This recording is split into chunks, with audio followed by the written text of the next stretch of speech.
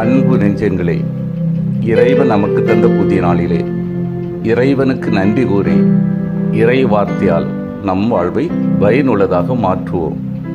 இறைவன் நம் அனைவரை நிறைவாக ஆசீர்வதித்து பாதுகாத்து வழி நடத்துவாராக. இன்றைய நற்செய்தி வாச சிந்தனை மத்தேயுவின் அழைப்பு. மத்தேயு நற்செய்தி நூல் பிரிவு 9, இறை சொற்றொடர்கள் 9 முதல் 13 முடிய. இதன் விளக்கம் அறிவோம்.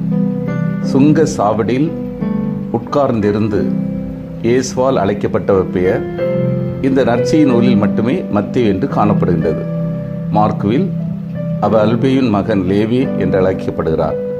லூக்காவிலும் அவர் பெயர் லேவி என்றே தரப்பட்டுள்ளது. ஆனால் 12 பட்டியலில் 3 நற்செய்தி நூல்களும் மத்தேயு என்றொருவருக்கு இடம் அளித்துள்ளனவே தவிர லேவி என்ற பெயர் எங்கும் காணப்படவில்லை. அல்பேயுவின் மகன் யாக்கோபை செபதேவின் மகன்களில் ஒருவரான யாக்கோபிடமிருந்து வேறுபடுத்தி காட்டும் வண்ணம் இவ்வாறு கூறப்பட்டுள்ளது. எனவே லேவி என்பவரே மத்தேயு என்றும் அவர் அல்பேயுவின் மகன் என்றும் மார்க்குவில் குறிக்கப்பட்டுள்ளது. வாய்மொழி ஊடகத்துக்குள் நுழைந்துவிட்ட தவறு என்று புரிந்து கொள்ளுதலே பொருத்தமாக தெரிகிறது. சுங்கத்துறையில் வசூலில் ஈடுபட்டவர்கள் ஏராளமான செல்வம் திரட்டியவர்கள், பொது மக்களின் வெறுப்புக்குள்ளானவர்கள். அவர்கள் ஒருவர் மத்தேயு. இருப்பினும் அவர் செல்வம் திரட்டும் வேலை விட்டுவிட்டு இயேசுவை பின் செல்கின்றார். இவருக்கு இதற்கு முன் இயேசுவின் பணிகள் செயல்கள் குறித்த அறிமுகம் இருந்திருக்க வேண்டும். அறிமுகம் இல்லாத ஒருவரின் அழைப்பில் ஒரு மந்திர சக்தி இருந்ததாக கருத தேவையில்லை. புதிய மோசே ஆகவும் கடவுளின் ஊழியராகவும் மானிட மகனாகவும் ஒருங்கே செயல்படும் இயேசு இங்கே இறைவாக்கின வரிசையில் இன்று பலி அல்ல இரக்கத்தை விரும்புகிறேன் என்று சொல்லும் கடவுளின் குரலை மீண்டும் கேட்க செய்கிறார். சமய மரபு வரிதொண்டோரை பாவிகள் என்று கூறி நட்புக்கும் உறவுக்கும் உதவாதவர்கள் என்று அவர்களை ஒதுக்கி தள்ளியது.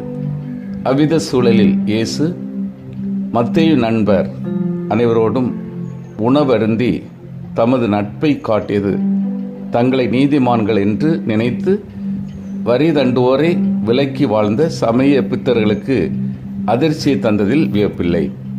ஆனால் தங்களை நீதிமான்கள் என்று எண்ணிக்கொள்வோரை அல்ல, பாவிகள் என ஏளனம் செய்யப்பட்டு ஒதுக்கி ஓரங்கட்டப்பட்டிருந்தோரையே தாம் அழைக்க வந்ததாக ஆண்டவர் கூறுகின்றார். அன்பார்ந்தவர்களே, மத்தேயுவின் இயற்பெயர் லேவி என்று அழைக்கப்படுகிறது. இதனுடைய அர்த்தம் சேர்க்கை என்பதாகும். எபிரேய மொழியில் மத்தேயு என்றால் கடவுளின் கொடை என்று அர்த்தம் சொல்கிறார்கள். திருத்தூதர்களில் ஒருவரான அந்திரேயா வழியாக இவர் அறிமுகமாகிறார். மற்ற திருத்தூதர்கள் சாதாரணமானவர்கள். ஆனால் அவர்களை விட செல்வத்திலும் அதிகாரத்திலும் உயர்ந்த வரி வசூலிக்கக்கூடியவராக மத்தேயு இருக்கிறார். கப்பர்நாகும் அருகில் இருக்கிற கல்லியா கடற்கரை அருகில்தான் வரி வசூலித்து கொண்டிருந்தார். ரோமியர்களுக்காக பணி செய்து கொண்டிருந்தாலும் வரி வசூலிக்கக்கூடிய தொழிலை செய்து வந்தால் மக்களின் கோபத்திற்கும் வெறுப்பிற்கும் ஆளானவர். ஆனாலும் இயேசுவின் அழைப்பை ஏற்று அந்த மக்களுக்கே பணிபுரிவதற்கு முன்வருகிறார். இவர் எத்தியோப்பியா, பெர்சியா, பார்த்தியா, எகிப்து நாடுகளுக்கு சென்று வேதம் போதித்ததாக பாரம்பரியம் கூறுகிறது. எகிப்து நாட்டில் அரசாண்ட அரசனின் மகனை உயிருடன் எழுப்பினார். தொழுநோயால் தாக்கப்பட்ட அந்த நாட்டு இளவரசி இபினாவையும் குணப்படுத்தினார்.